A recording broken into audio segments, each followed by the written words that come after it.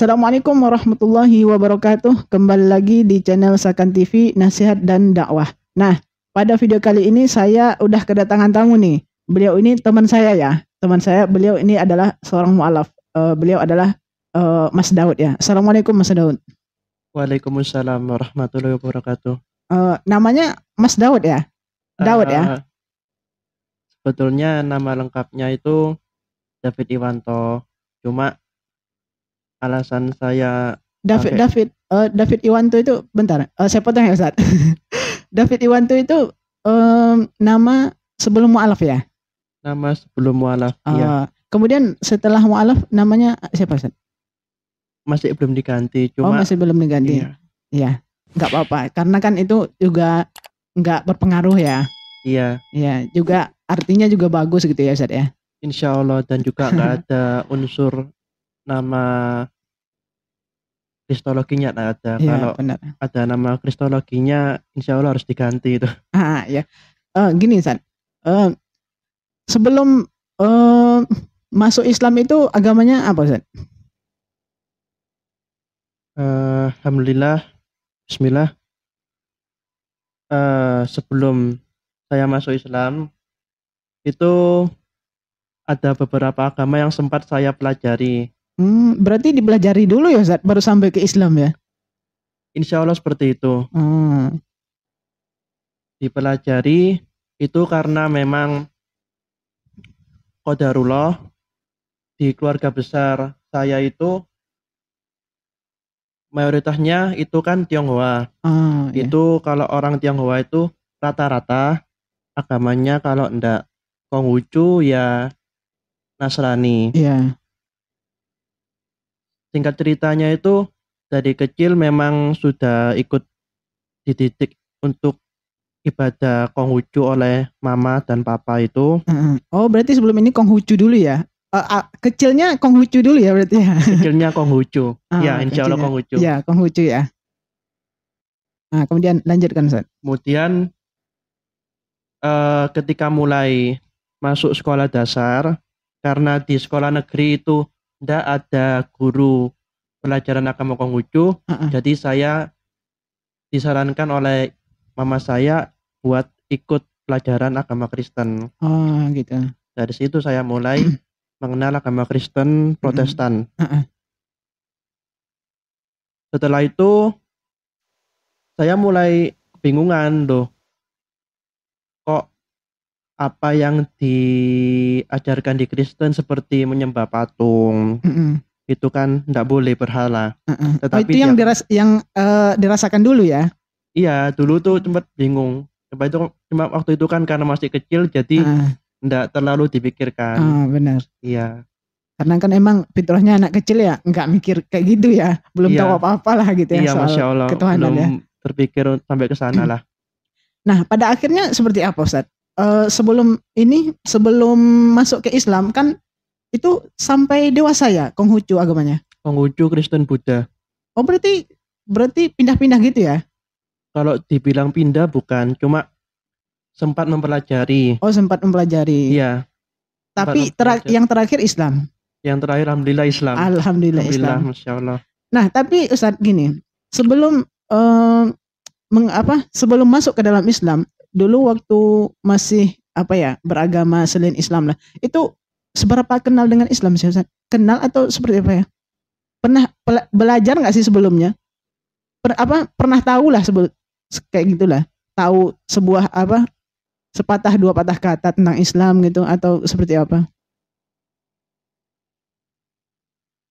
Tentang Islam insya Allah tahu, tapi hanya sebatas sebatas tahu tentang kalau orang Islam itu sholat, puasa, haji, itu aja. Dan itu pun tahu karena memang lingkungan sekolah, lingkungan di rumah.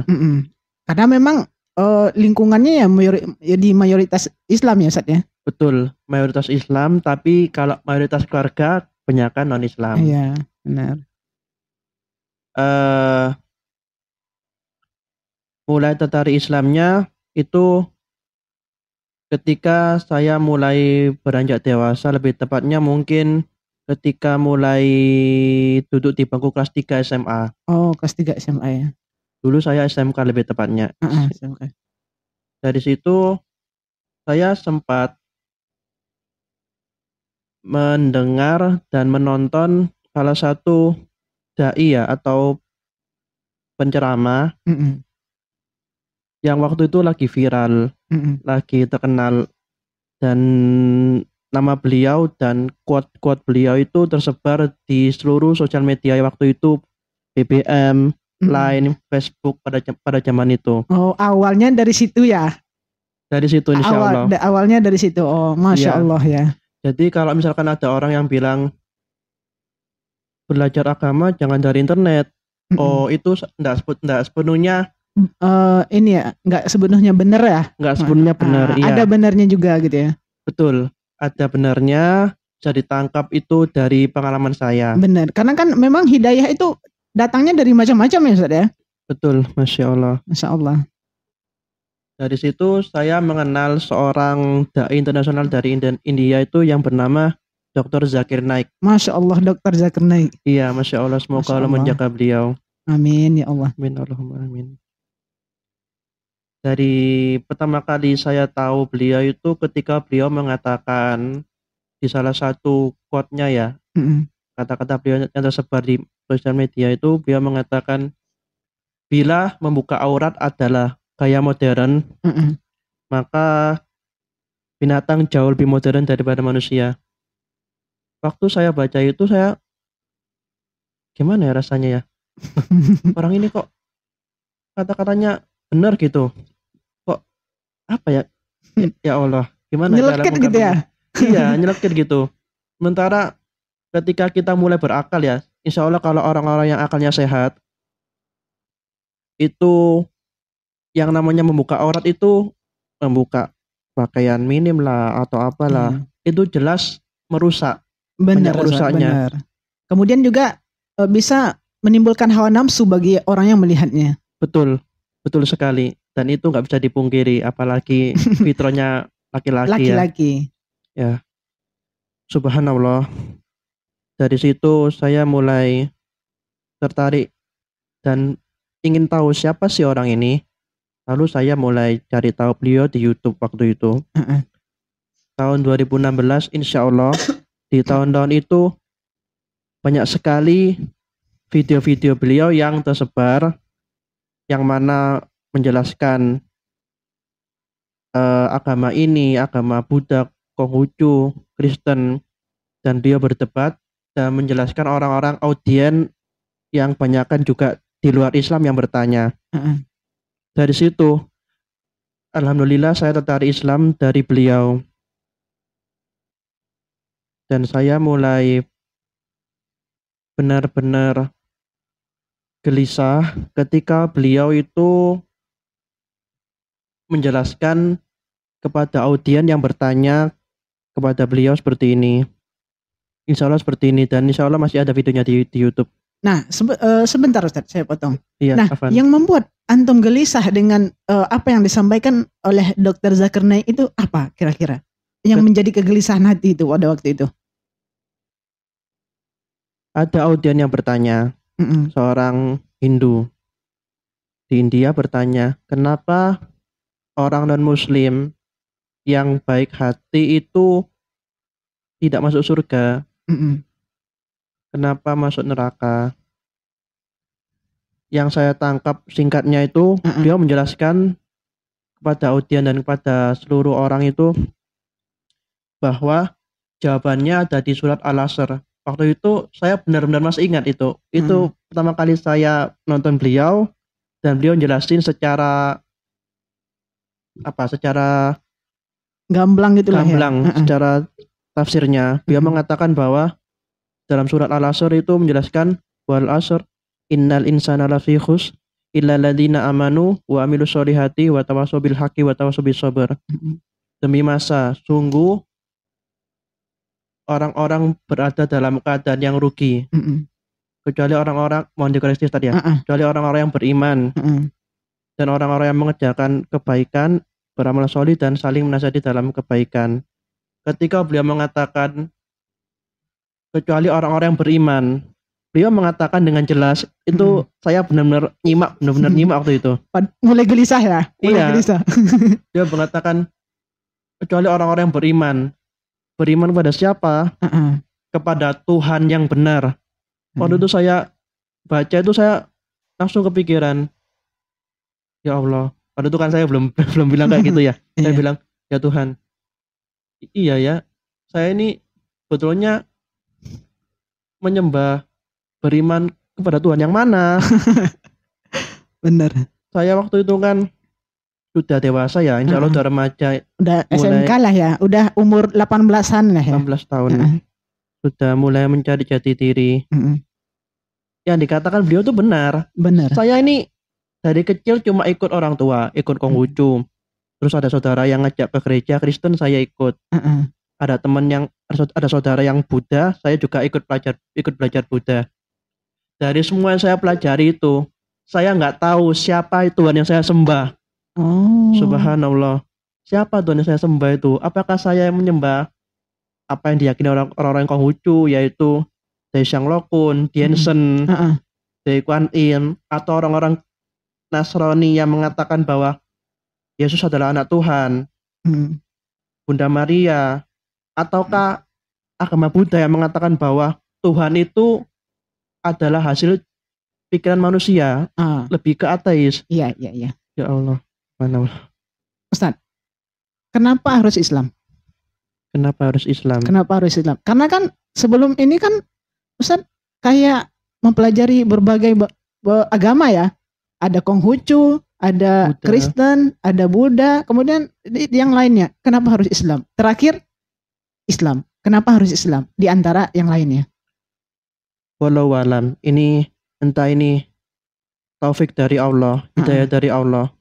Dalam hati kecil saya, dalam hati terdalam itu yang mungkin tidak bisa diungkapkan ya. Kalau orang yang bukan dari Islam mungkin nggak paham. Iya, benar. Saya meyakini bahwa Tuhan itu satu. Dan saya meyakini bahwa ketika saya mencari tahu tentang Islam itu, saya benar-benar yakin bahwa benar kayaknya Tuhan. Inilah ajaran yang benar ya. Pada waktu itu ya. Saya benar-benar yakin dan gak ada keraguan setelah saya mencari tahu tentang agama. Setelah mempelajari Islam ya, maka semakin yakin lah. Semakin yakin.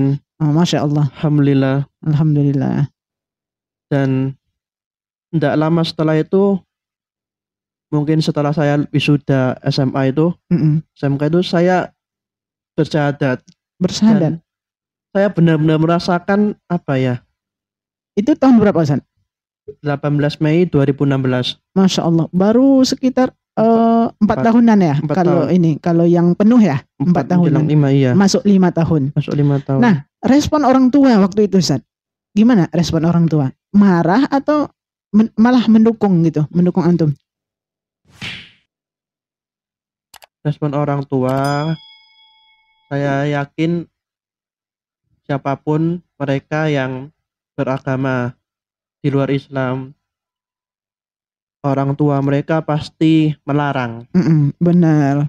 Apalagi saya anak tunggal. Anak tunggal, Masya Allah. Dan qadarullah, ini sedikit salah satu sebab kenapa saya meyakini bahwa saya mantap untuk masuk Islam adalah ketika dalam perjalanan saya mencari Islam, Allah tunjukkan kebenaran lain tentang dari diri saya, bahwa saya ini ternyata bukan anak kandung orang tua saya. Begitu. Dan ini saya meyakini bahwa inilah hidayah yang Allah tambahkan ketika saya tertarik Islam. Benar. Dan mama saya yang mana membesarkan saya dengan Konghucu dan tidak punya anak lagi,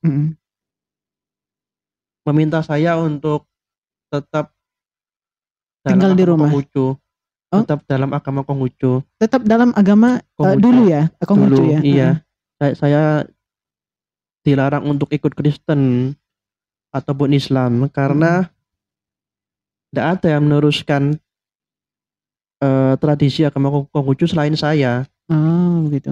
Melarang keras mama saya ketika waktu itu. Tapi sekarang hubungan dengan orang tua alhamdulillah baik ya Ustaz ya? Alhamdulillah la kulli hal. Alhamdulillah. Karena kan kita kan memang apa ya istilahnya itu, ketika seorang itu masuk Islam kan memang dia langsung dianjurkan berbakti kepada orang tua gitu. Bukannya setelah masuk Islam dia menjauhi orang tuanya yang beragama non Islam gitu ya. Malah kita diperintahkan untuk berbakti kepada orang tua. Benar nggak Ustaz? Betul sekali. Sebagaimana yang antum pelajari selama ini kan? Betul sekali. Dan itulah keutamaan Islam di atas agama-agama lain. Singkat cerita ini. Gak apa Ustaz, kita bongkar-bongkar aja di sini. Hubungan dengan orang tua alhamdulillah sudah membaik. Alhamdulillah. Kalau di tahun-tahun awal memang berat kayaknya ya. Berat sekali. Di tahun-tahun awal itu penuh fitnah. Yang mana mama itu bilang, mama itu malu punya anak yang agama Islam. Sementara saudara-saudaranya itu non Muslim. Oh enggak, belum ada yang Islam ya berarti Ustaz? Sudah ada, cuma sudah ada. Ya lebih banyak mayoritasnya itu yang Konghucu. Apalagi yang saudara dekat mama itu kebanyakan Konghucu. Oh gitu. Kalau saudara yang jauh mungkin ada. Apalagi ketika tahun berapa itu ya, ketika kejadian bom di Surabaya. Oh iya. Ketika itu yang mana yang tertuduh itu orang-orang yang bercadar, berjenggot. Padahal kan sebenarnya kan belum tahu juga ya mereka. Belum tahu ya. Dan juga belum tentu pelakunya itu Islam. Nah benar-benar. La haula wala quwata illa billah. Tahun-tahun itu benar-benar berat buat saya. Yang mana banyak omongan tetangga, omongan dari saudara sendiri yang mengatakan bahwa loh hati-hati itu anak sampean, anaknya kamu itu masuk Islamnya takutnya enggak benar, takutnya kayak yang kejadian di bom Surabaya itu, apalagi pelakunya kan berjenggot atau apa itu. Ya Allah, padahal demi Allah sejauh yang saya pelajari. Gimana ajaran Islam sejauh yang antum pelajari? Ajaran Islam itu rahmatan lil alamin. Masya Allah, damai ya istilahnya. Ajaran yang mana saya benar-benar bahagia. Saya mengenal siapa Rob saya, mengenal siapa Tuhan saya, siapa yang menciptakan saya, dan kelak siapa yang nanti akan saya temui di akhirat. Masya Allah, Masya Allah. Dan juga bagaimana bermuamalah ke keluarga, ke orang tua, ke tetangga, hukum-hukum syariat ketika masuk kamar mandi. Dan itu tidak ada di agama-agama yang lain itu. Di agama-agama yang saya dulu pernah jalani itu tidak ada doa masuk kamar mandi. Tidak ada ya. Tidak ada adab ketika di kamar mandi itu dilarang baca Al-Quran. Bahkan di agama saya yang dulu Kristen itu pernah mengatakan salah satu itu dikatakan oleh salah satu kakak evangelis, kalau istilahnya ustaz lah, ustaz pengajar evangelis di agama Kristen dulu, tidak apa-apa kalau misalkan di kamar mandi itu kita menyanyikan lagu-lagu rohani, muji-muji Tuhan. Padahal subhanallah. Kalau dalam Islam nggak gitu ya, jelas dilarang ya. Dalam jelas. Islam semuanya jelas, terang dan teratur ya. Betul, Masya Allah. Jelas terang dan teratur. Dari bangun tidur sampai tidur lagi itu diatur dalam Islam ya. Masya Allah, subhanallah. Masya Allah. Itulah indahnya Islam ya. Agama inna dina indallahil Islam. Sesungguhnya agama Insya Allah adalah Islam. Begitu ya. Nah, setelah syahadat, apa yang Ustaz rasakan pada waktu itu? Lega atau seperti apa? Saya nangis. Nangis ya. Karena kebanyakan kan atau fitrahnya seorang kan kalau terharu kan itu nangis gitu terharu. Ya. Lega nggak rasanya? lega sekali, Masya Lega Allah. banget ya. Ya, gimana ya, selama 18 tahun saya tidak pernah tahu siapa yang menciptakan saya, cuma asal menjalani hidup aja. Ketika saya tahu, oh ternyata Allah yang menciptakan saya, Allah yang menghidupkan saya dan menyembuhkan saya, memberi saya rezeki, dan kelak saya akan dibangkitkan oleh Allah. Gimana nggak bahagia gitu? Seakan-akan seorang anak yang telah lama hilang kemudian kembali menemukan ibunya. Bahkan kita tahu bahwa kasih sayang Allah itu lebih besar daripada kasih sayang orang tua dan siapapun di dunia ini. Benar, karena begitu kan disebutkan dalam hadis. Betul, Masya Allah. Sebelum masuk Islam, seberapa kenal sih Ustadz dulu dengan Islam? Atau mungkin ada kayak pemikiran apa ya, istilahnya hal-hal buruk lah tentang Islam gitu. Apakah mungkin ada hal-hal buruk yang Ustadz dengar tentang Islam gitu sebelumnya? Kalau hal buruk tentang Islam yang saya tahu itu cuma kasus di Bom Bali itu aja. Oh, iya, yang mana gitu. Waktu itu rame banget ya waktu itu. Media menyorot pelakunya itu pelaku Islam. Berjenggot atau apalah itu. Ketika waktu itu saya masih duduk di bangku SD ya. Dan saya nggak seberapa teringat jelas ya. Cuma saya tahu kalau itu pelakunya katanya orang Islam. Selain daripada itu, lingkungan teman saya sebetulnya sejujurnya memang mereka Muslim. Cuma ya Allah, Islam KTP lah ya, istilahnya. mengatakan ya Allah, astagfirullahaladzim. Bukan, kadang sholat, kadang enggak gitu ya. Nah itu. Dan mereka apa ya? Ya memang mungkin walau alam, kita nggak tahu gimana keadaan teman-teman saya sekarang. Insya Allah mungkin siapa tahu udah mendapat hidayah. Mudah-mudahan lah ya. Amin Allahumma amin ya. Amin ya Allah. Cuma sebetulnya Islam yang saya tahu waktu dari saya kecil sampai saya besar itu enggak seberapa memikat hati saya kalau saya jujur. Kayak mungkin di daerah dekat-dekat rumah saya ya, itu ya sekedar adanya aja gitu, enggak seberapa memberikan apa namanya, memberikan penjelasan secara gamblang gimana itu Islam. Ya. Dan saya tahunya alhamdulillah ya ketika mulai mengenal Islam dari Turus Zakinak itu. Dan setelah itu saya mulai, kalau tidak salah itu ya tahun 2016 itu setelah kasusnya maaf ya, ini setelah kasusnya Ahok itu saya melihat bahwa Islam itu benar-benar bangkit gitu.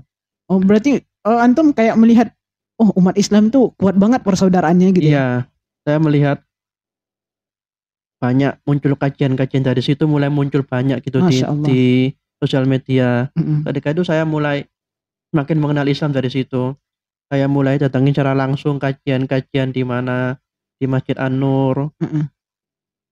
Dan dari situ saya mulai mengkaji pelan-pelan, saya mulai benar-benar paham apa itu tauhid, apa itu Islam, dan apa itu jalan keselamatan. Mulai belajar sholat dari kapan Ustaz? Mungkin atau setelah syahadat langsung belajar sholat mungkin? Setelah syahadat itu saya sunat. Gimana? Setelah syahadat itu saya sunat. Sunat dulu ya sunat. Iya. Dan saya perlu jelaskan ini ya, ini bukan hal yang tabu atau jorok ya. Tapi memang benarlah agama Islam itu. Benarlah bahwa Islam itu firman Allah, yang mana bahkan masalah khitan pun sudah dijelaskan di dalam Al-Quran, yang mana itu jauh sekali dari masa apa yang namanya teknologi atau apa itu kesehatan. Saya sebelum masuk Islam itu saya belum dikhitan, belum disunat. Kenapa? Karena di agama Konghucu itu tidak diwajibkan. Begitu pula di agama Kristen. Padahal jelas di kitabnya bahwa Abraham yang mana kita kenal dengan Nabi Ibrahim itu melakukan khitan. Benar-benar. Tetapi di agama Kristen itu padahal di perjanjian lama dijelaskan bahwa khitan itu wajib. Wajib ya. Tetapi di perjanjian baru entah kenapa itu hilang kejelasannya itu. Bahkan pernah saya tanya pada kakak evangelis saya, pendeta saya itu, kenapa di agama Kristen tidak diajarkan khitan? Tuh, ada khitan itu di agama Kristen kita. Tetapi yang paling utama adalah khitan hati. Apa sih maksudnya itu? Banyak kebingungan saya ketika saya menjalani agama Kristen. Akhirnya terjawab di Islam ya. Iya. Terjawab, alhamdulillah. Nah, gimana perasaan antum? Antum udah kayak gini sekarang, udah mengenal Islam, ya lumayan luas lah insya Allah. Nah, gimana perasaan antum sekarang? Perasaannya sekarang ya bersyukur banget lah ya. Tetap mensyukuri atas nikmat hidayah Islam ini. Alhamdulillah. Dan karena memang tidak ada nikmat yang paling besar daripada nikmat iman ya, yang Allah berikan. Betul sekali. Tidak ada nikmat yang paling besar selain nikmat iman. Terakhir Ustaz, untuk para mu'alaf mungkin yang untuk teman-teman yang baru masuk Islam, apa ini nasihat antum kira-kira untuk para mu'alaf? Bismillahirrahmanirrahim. Bisa kesana Ustaz. Iya. Sedikit pesan saya untuk teman-teman yang mu'alaf atau teman-teman yang tertarik dengan Islam.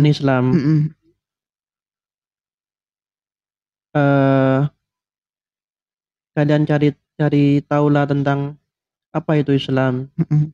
Bagaimana Islam itu, apakah benar selama ini yang dikatakan oleh media bahwa Islam itu radikal, Islam itu intoleran. Saya berani bersaksi bahwa itu adalah sebuah kedustaan. Masya Allah.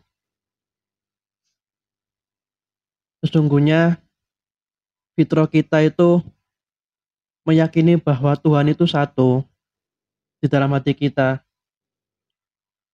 Dan semoga Allah membimbing teman-teman mu'alaf dan teman-teman yang tertarik dengan Islam menuju ke cahaya Islam. Islam itu agama yang penuh kasih sayang, yang sangat jelas antara halal dan haram, yang mana Islam itu agama yang rahmatan lil alamin untuk semua makhluk. Tidak ada keraguan pun di dalamnya. Cuma kitanya aja yang perlu istiqomah menjalani agama Islam itu. Ya, terima kasih Ustaz untuk waktunya pada malam kali ini, untuk podcast kali ini ya. Kita tutup podcast kita kali ini dengan Wahid Isnan Salasah. Assalamualaikum warahmatullahi wabarakatuh.